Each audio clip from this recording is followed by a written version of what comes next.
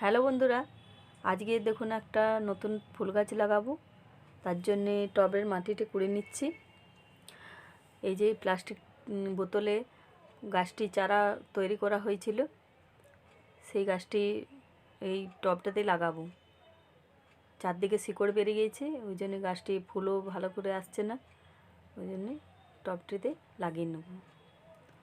এই টবের মাটিগুলো একটা পেপারে বের করে নিয়েছিলাম, তারপরে ওই মাটিগুলো ঝুরঝুরা করে ভালো করে বেছে নিয়ে তারপর আবার আমি টবে দিয়ে দেবো।